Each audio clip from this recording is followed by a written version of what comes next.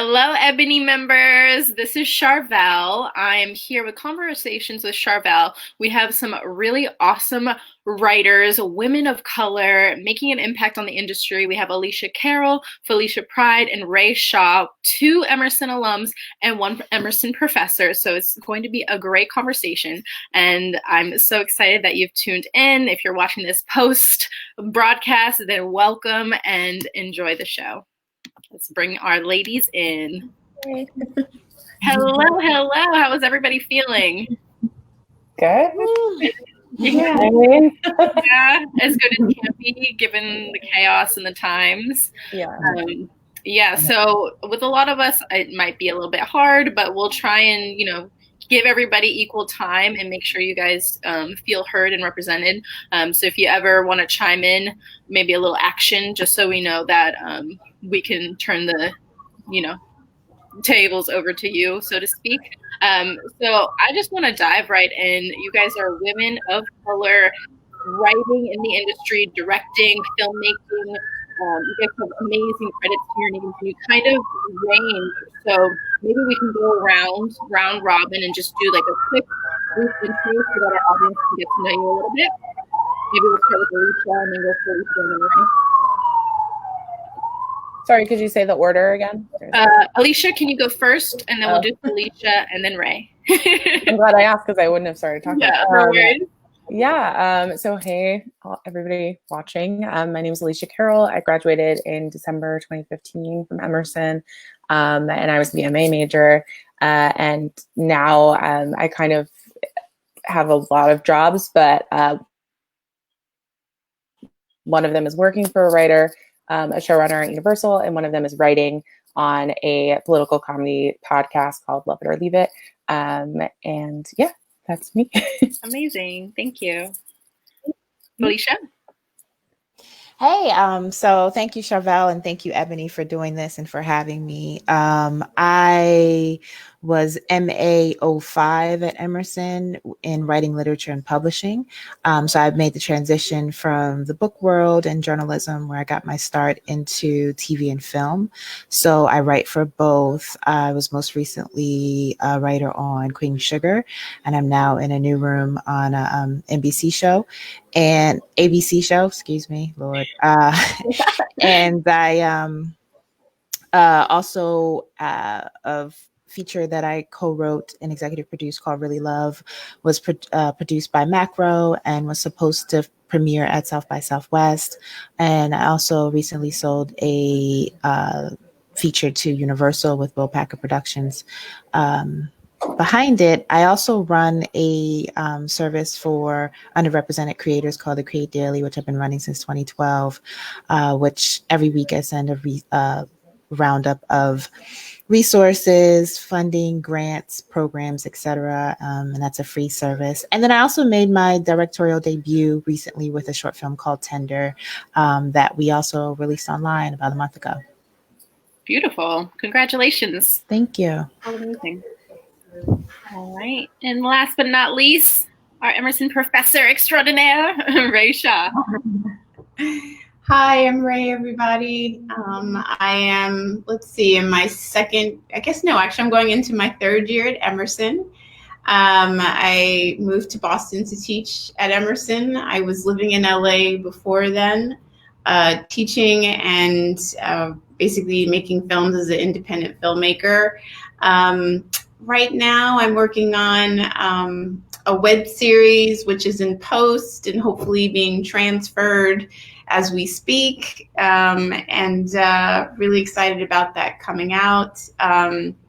When I was living in LA, I started off in the industry working at a management company, and then went on to work for Vin Diesel's company and for Lionsgate. Before I returned to teaching. Awesome. Yeah. Very cool. Thank you. All right. Shout out to everybody watching. Got a couple comments from Nancy. What's the service called again? I think that's referring to Felicia. You said you... It's called the Create Daily. The Create Daily. Yeah, the createdaily.com. Awesome. And is it like subscriptions? So they would... Yeah, it's just a newsletter I send out every week. Cool. Awesome. So definitely we'll add a link for that in the comments after.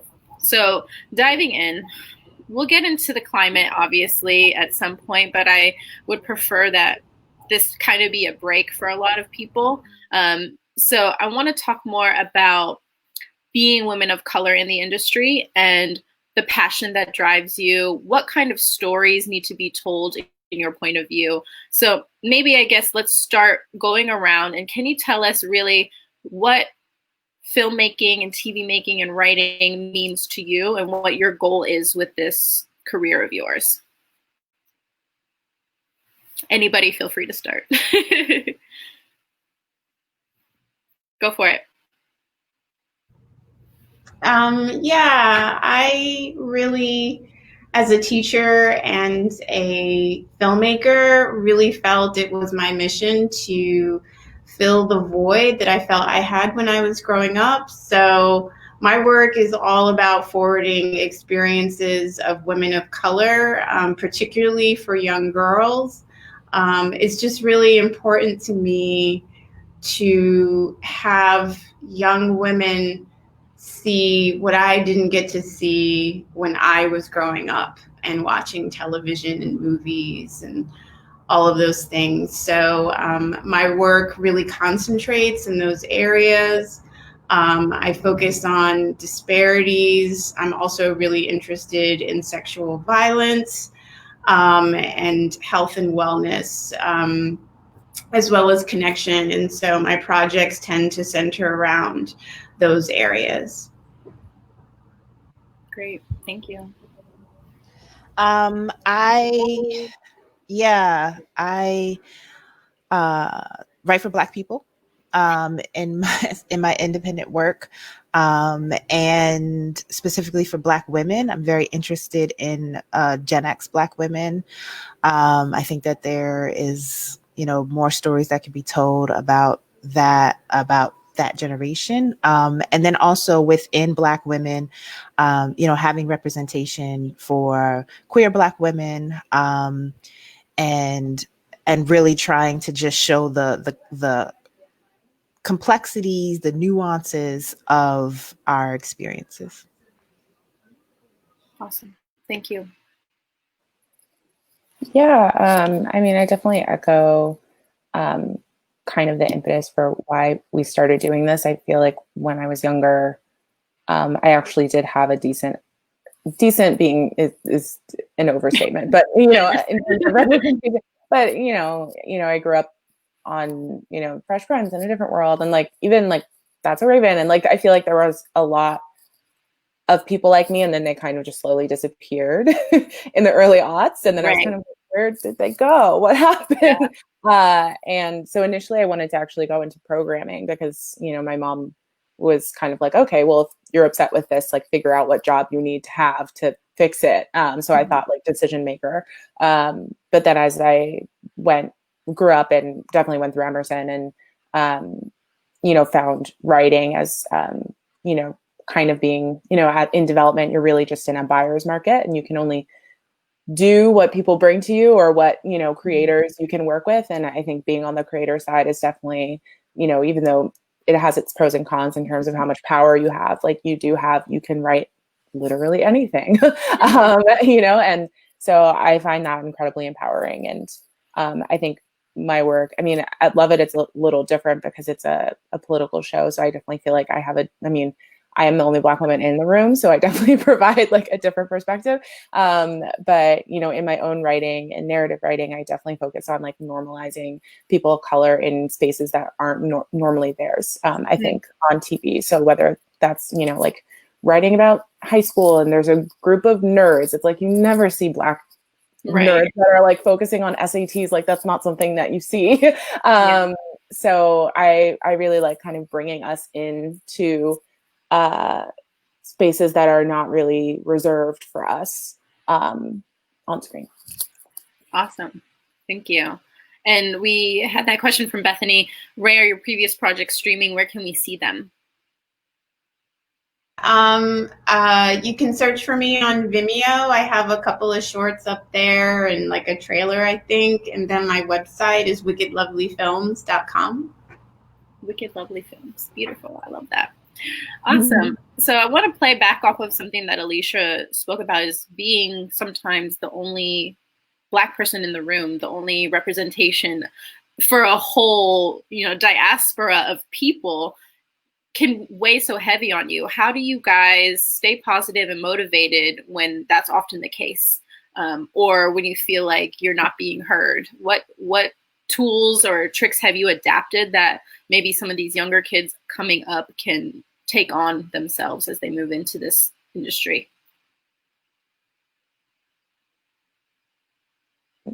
I guess I can start.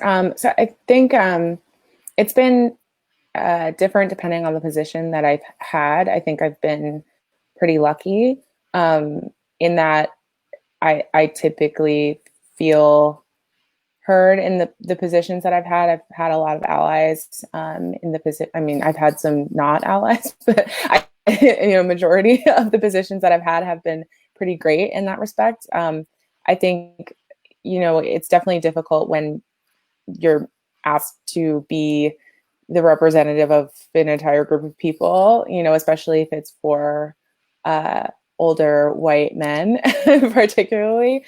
I had a job where I did a lot of script coverage and stuff for a producer, and they had a project with, a bunch of other white dudes that were like, yeah, we're going to produce this thing about Ferguson.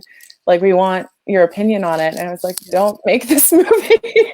But I was actually grateful that they asked, because they easily could have not. And I was just starting out, and, I was 21, and there was really no reason why they needed to ask me that, but I was happy that they at least took the initiative, even if they only asked me, that they asked one person, So, I mean, it is hard, but I think the hardest part about it is kind of towing the line of knowing like how much to say. I think if they ask you your opinion, like, I'm the kind of person that's just going to tell them unfiltered, because it's like, you asked me, and if they don't like it, then that's their fault, because they're the ones that asked. But on the flip side of that, being, particularly when I was at, working at an agency, there were very few people, not even just Black people, but like people of color, period, in the office.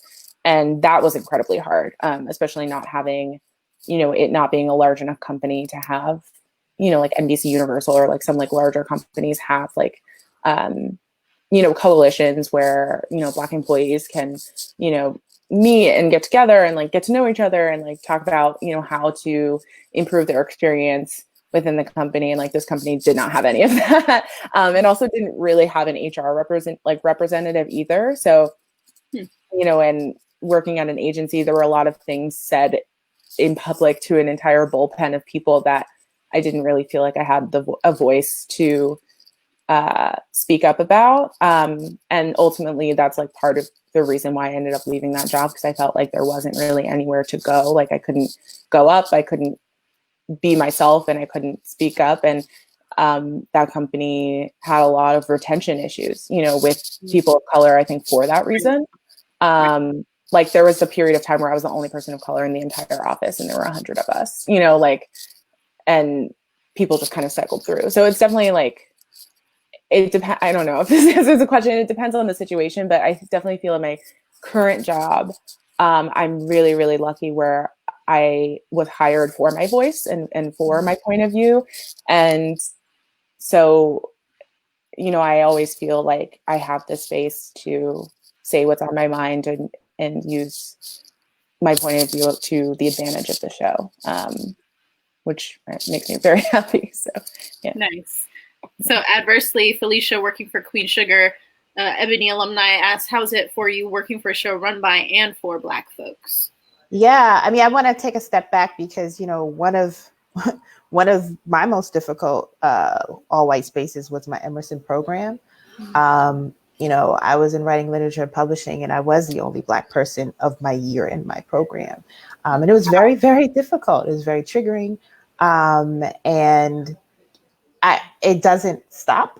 You know what I mean? Like, I think that's the challenge as well, is like, even as you may get tools, and I think for me, my tools are community, finding a community doesn't necessarily mean a community at that space, but having community, therapy, really thinking about self-care. But it does not get easier, is I think the thing that I have found. And I think I've gotten to a point in an age where I just look for opportunities, hopefully, that will not be toxic and triggering. But not everyone has that luxury. But it does not get easier. It just doesn't. Which is, anyway. So that was one of my first, not first, but in terms of just like going to grad school, being away, being isolated. And so that's why, EBONI and community like that is so important. But then I was blessed in terms of my first TV writing opportunity was on Queen Sugar, a show created by Ava DuVernay, who loves Black people and is a force in the industry and really wants to and works very hard to change things. And then having an amazing Black showrunner, Anthony Sparks, who loves Black people and knows that both together, they know that what we do is storytelling and image making, and that we have an incredible responsibility. So I was very, very just blessed to, in my 2 seasons there, to be able to have nuanced conversations about Blackness and not have to explain things. Right. To be able to tell very complicated stories about Black people, to bring my full Black self into the room. Was something I've never had in my professional career. Usually you have to hide or shrink some part of yourself. And I didn't have to do that. So it was an amazing, amazing blessing. Christy asked, do you feel with the current climate that you will see a change in the writer's room? Before maybe it was uncomfortable. Maybe ask me next week, because today I don't feel very hopeful about things. No. We'll see if people are serious about change, because there have been many incidents that should have motivated people to want to change, and they didn't. So we'll see. We'll see. Got it. And Ray, as a professor, you're kind of in this extra, for me it seems, because I know we've talked about it too, is not only are you you have to deal with maybe being one of the only women of color in the room, but also as a teacher at Emerson, you're one of the only professors of color, and then you have to teach to a room of majority white faces most of the time. So how do you handle that? Yeah, it's interesting. I mean, I like what both Alicia and Felicia have really talked about. It's hard. I mean, there's no getting around that. It's hard. But I think you have to decide to create the spaces that don't exist, right? So I don't know. It's funny because when you asked, I was thinking about my first job, and it was at a really big management company. It was the biggest one at that time, and it was huge. And I was like trying to think. I'm like, was I the only Black person there? Oh gosh. I'm like, wait, was I? They represented Black people, so I remember that, but I was like, yeah. So what's interesting about that is I felt like I had to create spaces outside of that job to really fulfill myself. Yeah. So I ended up using outside organizations. I don't know if anyone has heard of the Organization of Black Screenwriters. They're still around. They've been around forever here in Los Angeles. And they led me to a writers group, who ultimately became my friends for all of the times that I was living in LA, and we're all still friends now. So, if it doesn't exist, I feel like you have to create it. Yeah. Right. Going back to Nancy's question from earlier, when did you guys know within your life that you wanted to be a writer? or that words and storytelling was an integral part of your life and something that you could do for a living? I didn't know you could do this for a living for a long time. I mean, TV writing, I was like, I didn't know that for a long time, but I started out as a journalist, and I didn't, it was in high school, I had teachers who recognized things in my writing. In college, I had a particular professor who suggested I minor in English, saw something in my writing. But for me, I was like, I don't know how you make money from that. It doesn't sound stable. I don't know any working writers. So I just continued with business because it sounded like you get a job in business. And it was when I got out of school, I got a job in business, and I was bored out of my mind, and I was looking for outlets because I had a lot of just angst, like daddy issues and stuff like that. So I found an internship. Actually, I was working full time, but I found this internship at a Black-owned community newspaper out of Staten Island, where the publisher would publish your work. And my first written piece was a review of the Mary J. Blige album, No More Drama.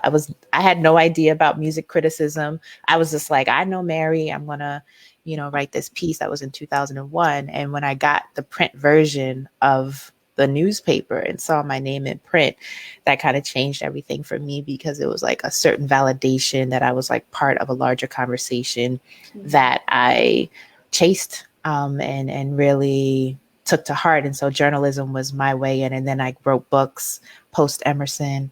So yeah. Awesome. Anybody else want to chime in? Yeah, Alicia. I feel like, well, I always wrote, like when I was a kid, I was kind of the same, where like I had teachers that encouraged me. I didn't really, I think also kind of erring towards the side of like stability in the industry. Like I was like, I will work for a studio or like an independent production company in development, because that's like a salaried job, like you got benefits, all that stuff. But I didn't really change my mind until I actually took a writing class at Emerson. Like I was kind of just going to school thinking I was going to go the development track. And I think I wrote like a new girl spec in TV writing, like the first level class. And it was so fun. And I was like, and it was just one of those things where I was like, oh, your job can be like a playground. And if that is possible, then I want to at least try, because why would I do something like worse than that? Like, like why would my first choice be less fun? Like I would rather my first choice be more fun. And then if it doesn't work out, then I'll go do the other thing. But so that's kind of what changed my mind. And when I graduated, I mean, I'm still, I'm entry level. So it's like always still like hustling. And I still can't believe I get paid to write. Like I literally, when my boss, I'm just like, you're an idiot. How am I here? Like, I like conned everybody into giving me the job, and you can't take it back now. But it's so fun. And I've just found small ways to like get paid to write. Like, even if it's like a Facebook video or like a small YouTube thing or like any like little project, just to like build skills and things like that. And once I got like my first thing where I could put like writer as like a profession that I get paid for, then I was like, oh, okay, maybe now I can do that. But then every few weeks I'm still like, maybe I need a backup plan. I don't know. Like, that is real. Yeah. I mean, it's a freelance life. So it's like, you're always going to have that in the back of your head. But as soon as I got like the first like paycheck, I was like, okay, maybe this is like, I guess. Yeah. Love that. Ray, you have anything to add? I think my stories are probably similar, but I'll talk a little bit about my turn into becoming a filmmaker. I was definitely writing a lot when I was a kid. And in college, I was an English lit major. But when I graduated, my background comes from poetry. So that's what I was studying in college, that and African-American literature. And I just felt unfulfilled. I wanted something else. I had done a bunch of visual work when I was in high school, and I'd kind of let that go when I went into college, but then I brought it back and I was teaching kids how to draw. It's like a part-time gig. So I missed it. You know, I was like, I want to write, but there's another element that's missing. And actually, it was, I was living in Chicago at the time. That's where I went to college. And I got laid off at a job. And I had a lot of time. Yeah. Yeah. And there was a video store that was down the street, and there was the Chicago Reader and a really great film critic who taught me about international cinema and introduced me to Charles Burnett and the LA Rebellions, and you know, that was the start. So Nice. Like I love those little blessings in disguise moments. I feel like we're full of them right now if we're paying attention, you know.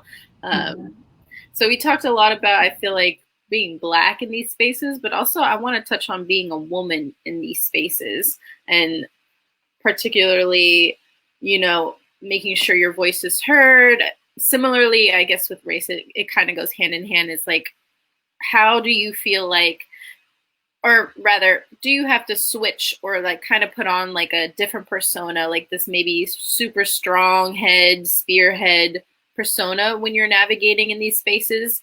Or do you feel very supported as a woman in writing and filmmaking? You know, I'm really interested in that as well. Felicia, would you mind starting? I think that often when you are in majority white spaces, there's a performative aspect to it, or there's kind of like what I mentioned before, like a shrinking aspect. Now I'm like, what's the question again? I'm so tired. I'm sorry. Being a woman. Do I feel supported? Honestly, though, I gotta say that I also, though, am one of those who, if I have something to say, I typically say it. Or if I'm not saying it, it's because I'm protecting my Black joy, which is my number one charge in life. So I do kind of pick and choose my battles from that standpoint. But I have an incredible community, actually, of Black women in this business who hold me down and who have been incredible. I've also had incredible allies who have seen my talent. So have felt supported in that way. But then also, you know, I think it's stepping into our authenticity, stepping into our power. And also, you know, releasing the need for validations for spaces that, you know, right, were not created to validate us in the first place has helped as well. So, yeah, I think that's a disjointed answer. But yes, that's what I've been up to in terms of a woman, because it's hard for me to separate the two. So. Yeah, I mean, I feel like community, like you were saying, with both the race and the being a woman is just, it's important in life in general. And I got to tell you, like EBONI, when I moved out to LA 5 years ago, it was EBONI Alumni Association that Nancy and Steven that really, really held me down. Steven, I think that's the thing, is like being able to find those community that you wouldn't even have expect to hold you down, because they didn't know me, you know. So I'm very grateful for that. Yeah, same. Steven was my dad, and Nancy was my mom, and Leslie was my other mom, and we were just like this big tribe, and it was just so beautiful. And they really just do such a great job of welcoming everybody with open arms. Absolutely. So important that I feel like we continue this legacy, and I feel like these conversations are so important because we're able to film and record a lot of these narrations and our stories and share with the people coming up the ranks. And even if we feel separated right now, quarantine, whatever it may be, we can come together as a community digitally now. And I love that. And I'm so grateful for them. But yeah, Alicia, you are also, I guess, I don't want to say super young, but you're, you know, the youngest here on the panel. And so I'm interested to see how that plays in for you. Do you feel like you're dumbed down or talking down to it at all? Or do you feel like pretty confident? No, I feel I feel pretty confident. I mean, I definitely think the hardest thing was when I graduated early.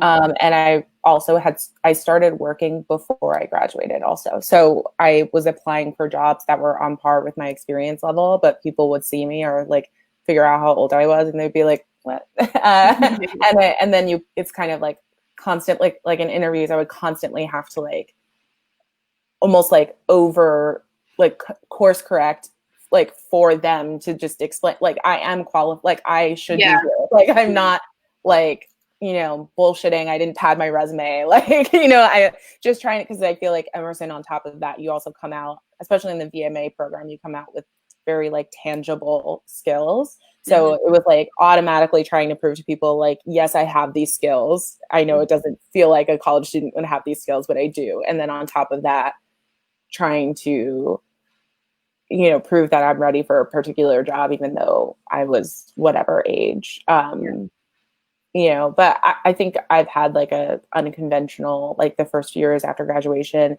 I did a lot of like seasonal stuff because I started in festivals. So it was kind of like winding and weird until I got to LA. But I think overall, like, it's, I think as a writer, I'm learning like going to generals and stuff, it can be kind of like a blessing and a curse. Is like, youth is a benefit when the show is about millennials trying to make it, like, or something like that. But at the same time, they're like, oh, you're young, you have no life experience, which to some extent is true, but that doesn't mean I have no life experience. Like I have lived a certain number of years on this earth. So either you want that or you don't, but I feel like, especially in hiring, it's like you can't have both. Like you can't have a show about like young people and not include young people because they're too young. That doesn't make any sense. So, I've kind of learning how to navigate that. I think it gets easier like with every meeting I take, just trying to figure out how to like frame myself as like a writer and, a person. But I just wanted to go back to the last question just really quickly. I feel like I'm the same way, where it's like the intersectionality of like being Black and a woman like is something that's always with me. But I feel like when I was on the development side of things or in management or in production, like that was when it was kind of hard to kind of like pick my battles in terms of, if my boss asked me to create a list of directors or a list of actors to go out to, it's kind of like, do I want to push women or do I want to push people of color? Because if I try to do both, then it's like, you're doing too much. Like I need because then they would be like, I need a real list.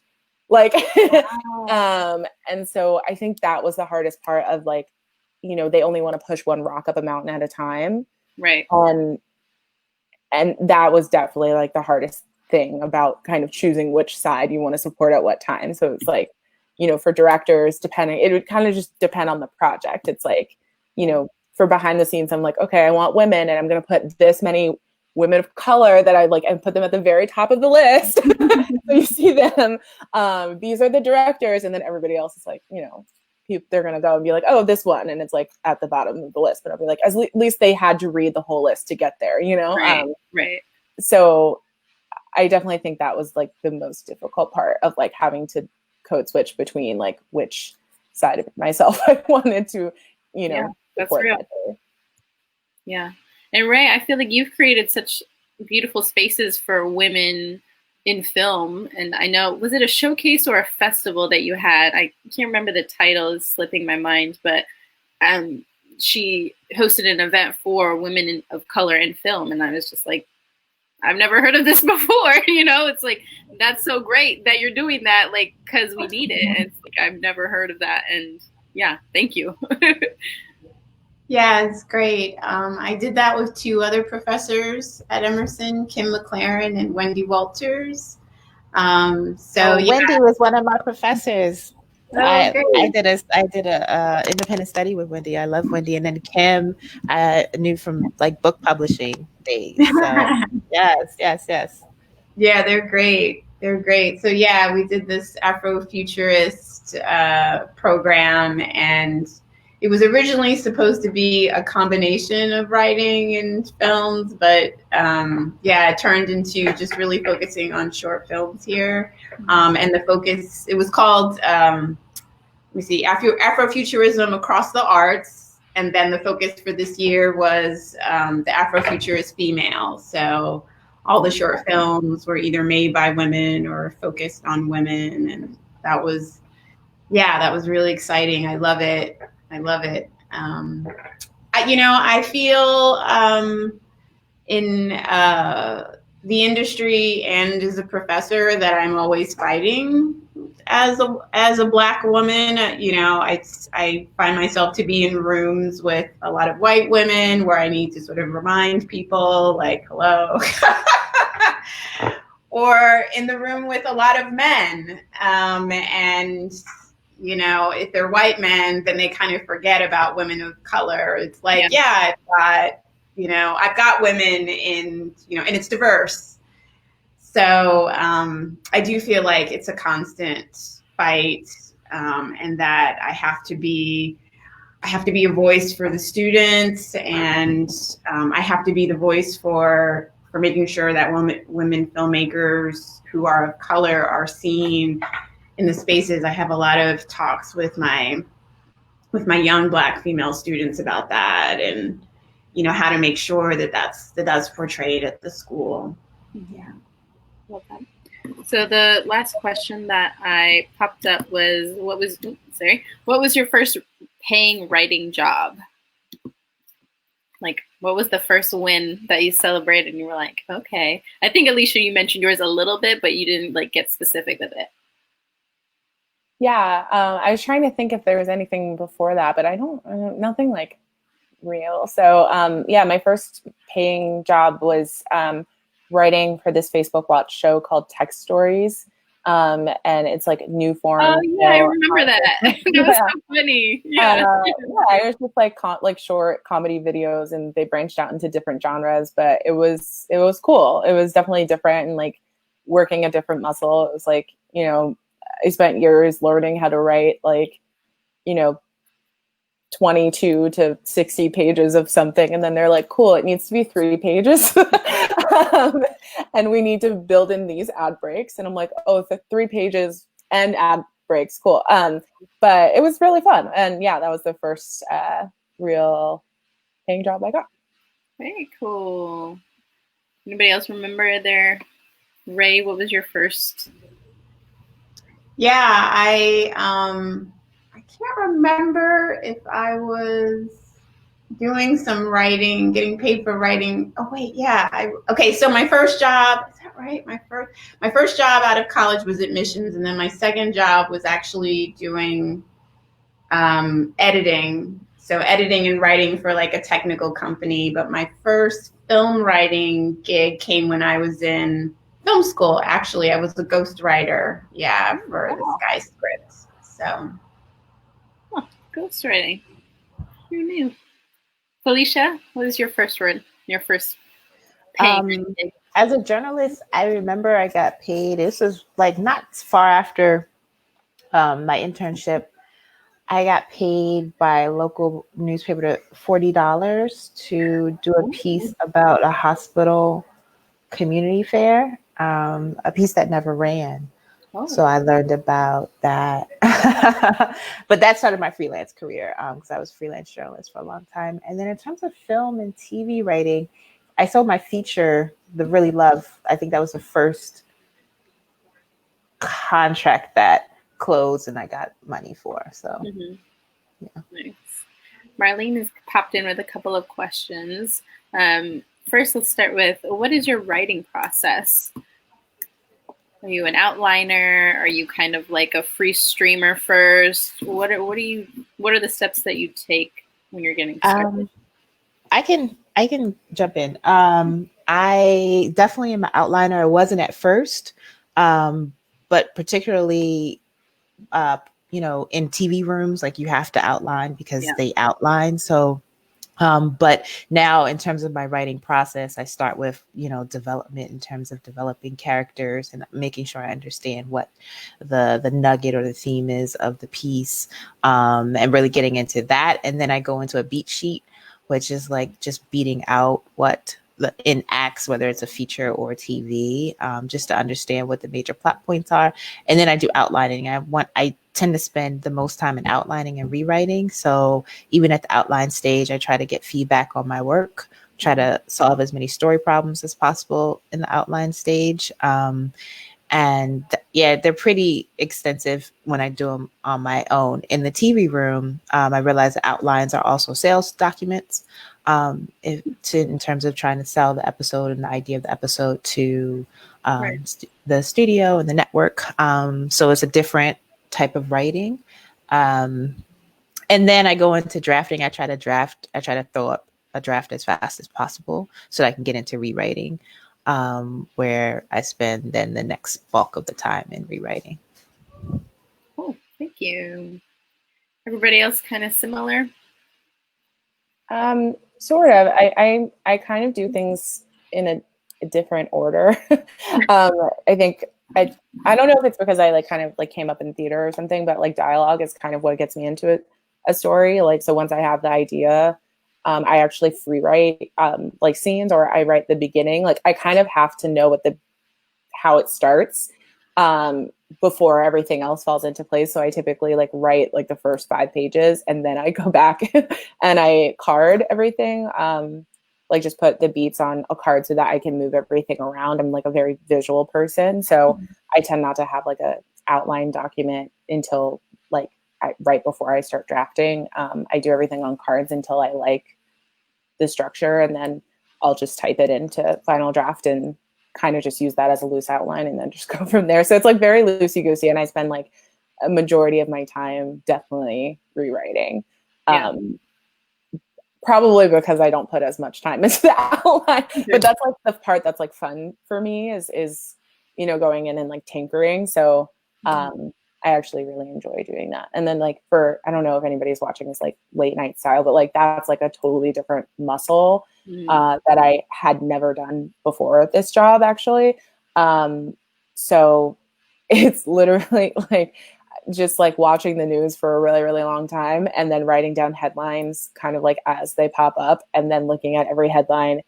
And then I kind of try to take 2 things from the headline, flip it into something that's funny, and then write as many punchlines as I can. And that it's literally just brainstorming. It's a volume game. So none of it has to be good. You hope that some of it is, but my goal is just to write down as many things.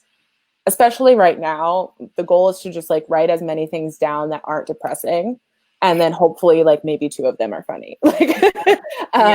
And then I kind of trim the fat and submit those, and then the head writer puts everything together. But yeah, that's definitely a different muscle that I had to learn, is just to not be precious, and it's a different style of critical thinking than I think the narrative side of me uses. So that's been cool. Yeah. Yeah. How about you, Ray? I'll share some of my teaching techniques as well. I'm actually in the middle of writing something new right now as I help a student actually write a full feature. I've done both. I think the last script I finished, I had written as a short story. So then I ended up just adapting that into a script. And the story just came to me really quickly. But traditionally, I kind of have a process like Alicia and Felicia have talked about, where I start with some character development, bone structures, things like that. I spend a lot of time with students talking about good log lines. We also do some world building exercises, which I feel just kind of gets lost. There aren't a lot of books out there that really talk about world building, but there are a lot of books that talk about structure, and there are a lot of books that talk about character in really good detail. So I spend some time talking about that, and then we also spend a really good amount of time talking about their premise and their theme, and really trying to bring that to the fore of their story. Awesome. Thanks for sharing, Professor. Like some of our youngins can get some good tips that way. Stephen popped in. He said, do you think the current state of affairs will influence your future stories? And how? I mean, yes, but Alicia, do you want to say a couple words? I don't know. I mean, I think it's interesting. I think just the way, like the kinds of stories that I tell, I feel like a lot of them do have some sort of message in them, but it's like, you know, spoonful of sugar method, where it's just like so buried that it's like, oh, I'm just watching this colorful like group of teenagers doing whatever, and it's like, but surprise, like, you know, classism, like, or like whatever, you know, the script is talking about. So I mean, I feel like it must, but it's almost like so subconscious that I don't even know yet. I think everything that's happening actually has made me rethink, like the first script I ever wrote, the first pilot I ever wrote was actually a drama, even though now I'm more of like a dramedy, like light 1 hour kind of writer. But it was about the Freedom Summer. And I just thought that was, I love like teen anything. Like that's definitely like, I think it's the most like the part of everybody's life that like everybody can relate to. It's like so visceral, like your adolescence is just so ingrained in you that if you watch a teen show, like I challenge you not to empathize with the characters, because it's like everybody feels that way at some point in their life. You get it. And I just thought that time period was so fascinating. And I feel like we never, especially like media, like we don't talk about nearly enough that the civil rights movement was led by young people. And it's like we think about Martin Luther King, but we think about him, you know, after he was this like figure, like legendary figure in his 30s, but we don't think about when he started, you know.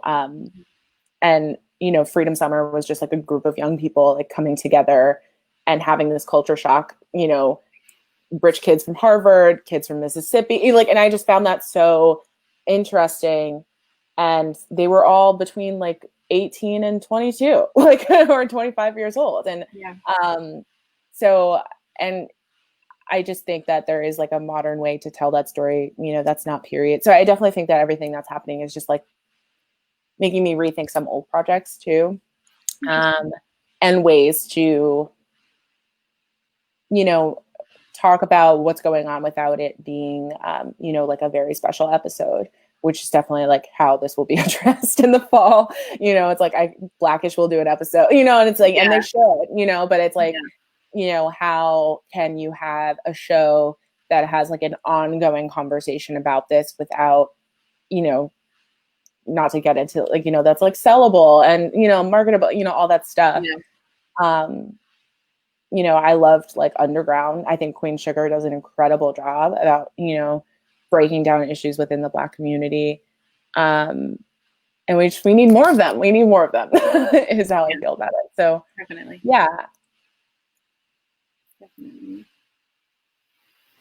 I would say, I don't know if it's going to influence my stories. I think it's more about, I'm thinking more about ownership and institution building, and, you know, helping to create pipelines for Black creators to create their work. So I think that's what I'm thinking about. And then just also my renewed commitment. I'm always, you know, the commitment's there, but I think it's like just reinforcing that commitment of telling the stories that are burning inside, but also making sure that the communities that those stories are intended for, like I get it to them. I worked in film distribution, so I'm very, very focused on getting our stories to people. And it doesn't have to be through traditional distribution channels either. So I think that's what I've been thinking a lot about lately is ownership and institution building. Ray? Yeah, I'll just add, adding on to what Felicia said, it's not really changing what I write or the stories that I tell. It's really about, I mean, the hope is that what's happening now will allow more of those stories to actually get funded and to get out to audiences. I teach, one of my favorite genres is actually horror. That's what I love to work in, and I teach a class on women in horror, and there's like a huge dearth, of Black female lead characters in that genre, which is really interesting. They show up as like supporting characters in some films, but as leads, they're pretty rare. So again, just hoping that we'll be able to have more room for those stories to get funded and distributed. Awesome. Marlene, also kind of in the same realm, is asking, do you have a story or film you want to tell? You obviously don't have to give it all away, but is there an idea you have brewing that you just need to get down? You need to produce, you need to create it? Anybody? Ray? Sure. Yeah, my many projects. All of them. All of the stories. Filmmaker, I know. Yeah. Gosh. Yeah, I mean, I have one project that is like a passion project that revolves around Hurricane Katrina. I would say the story that I'm sort of focusing on getting produced and funded now is about a girl who has to move in with her uncle, but her uncle molested her when she was younger, and she ends up figuring out that he's in a position to do the same to other girls and tries to save them from the same fate. So that's the project that has been getting a little heat right now. I have a feature that is an independent feature that I want to direct, and actually it's why I have been starting to get into directing, because there are certain stories I realize, particularly for features, since features is a director's medium, that I want to be a part of the storytelling from start to finish. And so this story is inspired by my mother, my sister, and my niece. So it's 3 generations of Black women in Baltimore who are all finding ways to put themselves out there socially, emotionally, and sexually. Nice. How about you, Alicia? I wish I could tell you. I feel like right now I just finished a bunch of stuff like right before quarantine, and I'm using the time to kind of just consume, everything, and reading a lot and watching a lot of. I just subscribed to HBO Max. Shout out,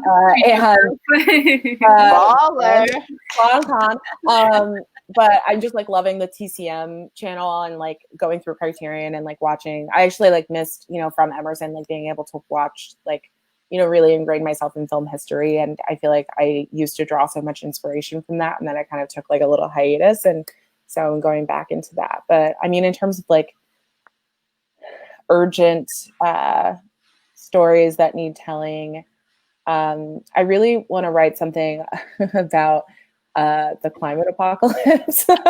I think that that's a subject that, especially just like from my tone and point of view, that would just like be a dark comedy that I could write, that also definitely has like a clear message and is something that I don't see really anywhere, besides like Last Man on Earth is over. And I don't know. I just feel like it's something that I would really like to tackle. So yeah.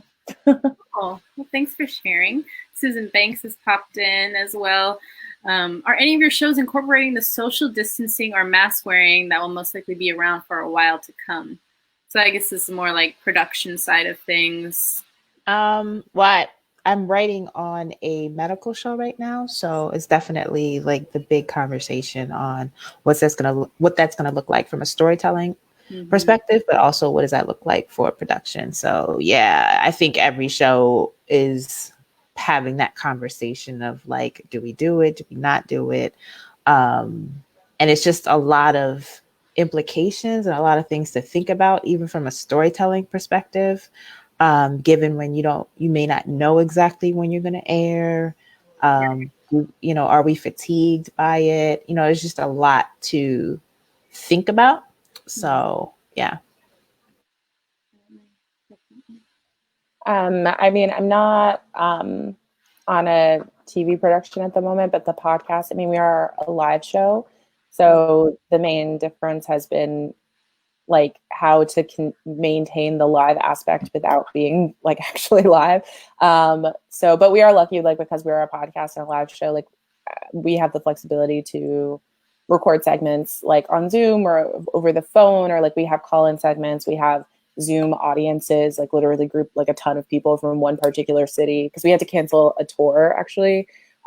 So they started bringing in like people who bought tickets to the tour, like to watch on Zoom, and so that we have laughter and things, because watching all the late night hosts like talk to their chair and not have like any laughter or even like a laugh track behind them is very awkward.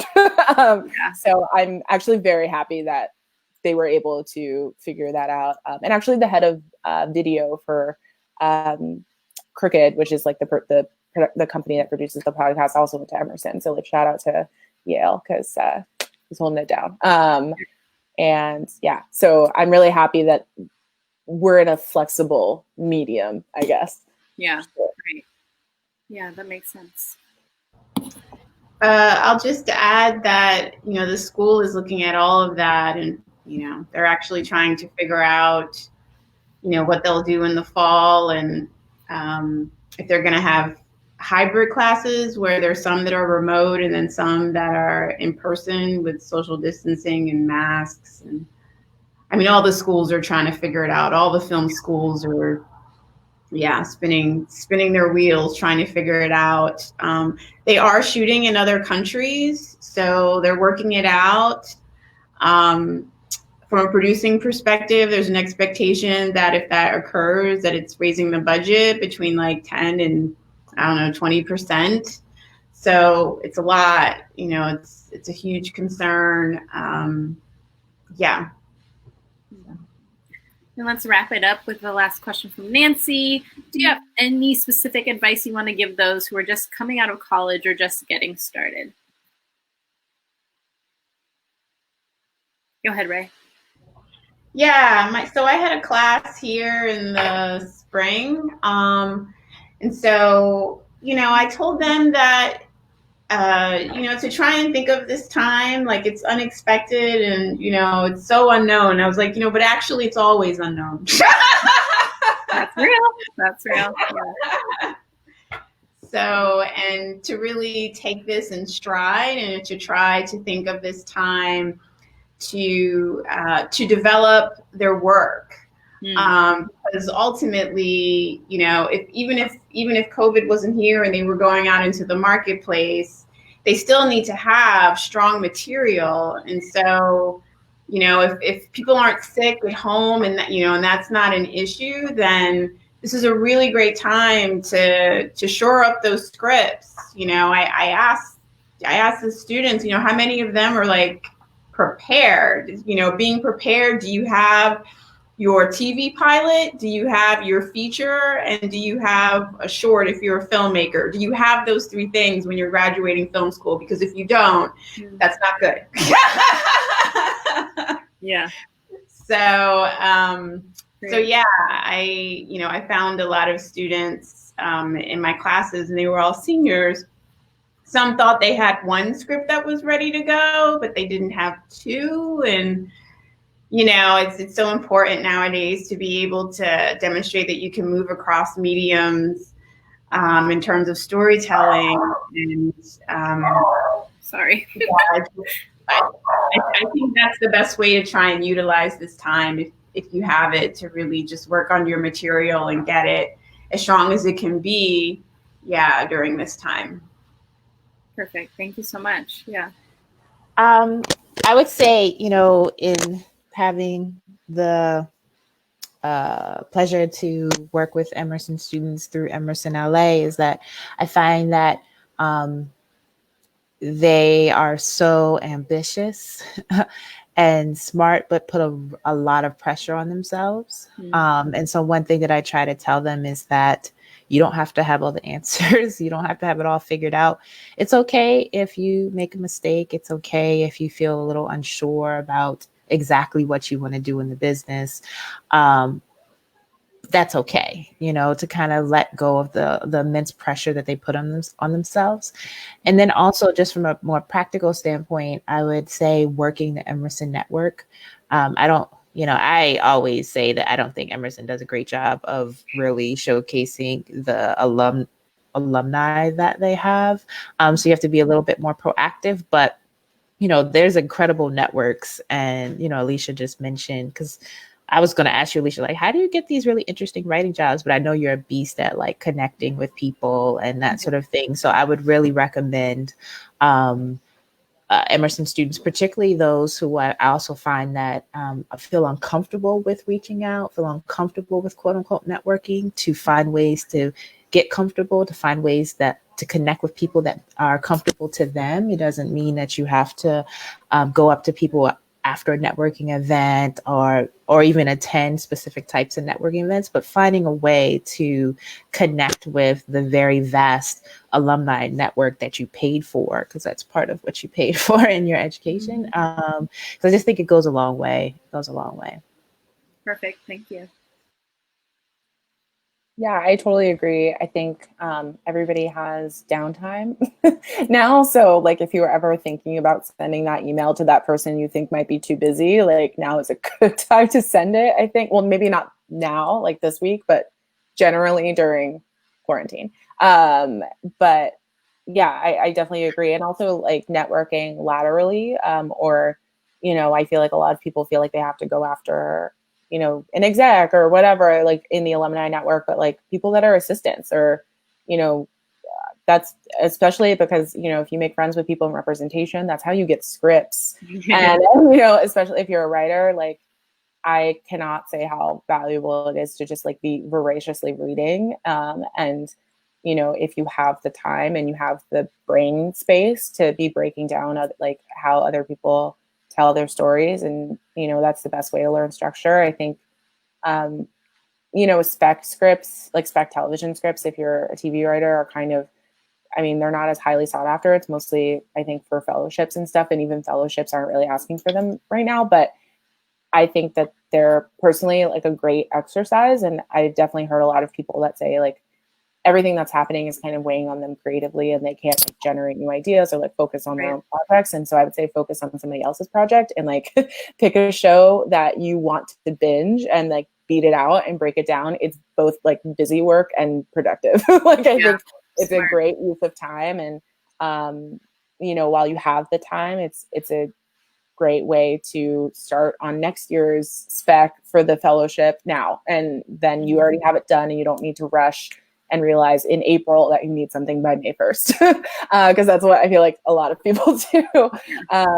So yeah, I would just, use this time to like kind of going in tandem with not putting too much pressure on yourself. Like, I feel like having so much free time, a lot of people are like, I have to be writing. And like, I think that you should always be doing something creative and like working that creative muscle. But also if you can't do it, like everything that comes out of your brain doesn't need to be perfect. So whether that's like free writing or like writing a script a day and that script is only a page, that's like fine. Like just like don't get down on yourself because you can't write a magnum opus right now. Like I don't know anybody that's doing that. So just like find something creative that like sparks joy in you and is like reignites that creative spark in you. Because that I think is what's gonna keep us going throughout this very long ride that we're on. Beautiful. Thank you so much. And just to wrap it up, if you guys have anything to plug, please do so now. Or if there's any way you're willing for people to reach out to you, what would be the best way for them to do that? So, Alicia, do you mind starting? Yeah, for me, like Twitter, I feel like is really easy. You can Facebook message me too. I'm in the Emerson groups. But yeah, Twitter is good. Anything to plug? Love It or Leave It podcast from Crooked Media, available wherever you get your podcasts. And I started a newsletter a few weeks ago that's called Don't Read the News. And I just know a lot of people that are very overwhelmed with the amount of news that is out there, and even just like opening the New York Times homepage stresses them out. And I have to read the news for work, so I just compile a few links and send it out on Fridays once a week. That's just like literally the most vital things that you should read from the week, so you could like turn off your notifications and not pay attention until, like, if that's something you need to do to kind of protect yourself and your sanity, like I am happy to do that. So I can, if you want to subscribe, just message me and I'll send you the subscription link if that's something that's helpful. Thank you. Yeah. Shout out from Christy. Thanks for the wisdom, ladies. Thanks for tuning in, Christy. All right, Felicia, anything to plug? Where can we follow you? Where can we reach out to you? Yeah, so you can watch my short film, Tender, at tendermovie.com. And you can sign up for the Create Daily at thecreatedaily.com. And I'm on Instagram and Twitter at Felicia Pride. Awesome. Thank you so much. Lastly but not least, Ray, where can we watch? I know you mentioned Vimeo before, but where can we, for those who are tuning in a little late, watch you and link with you?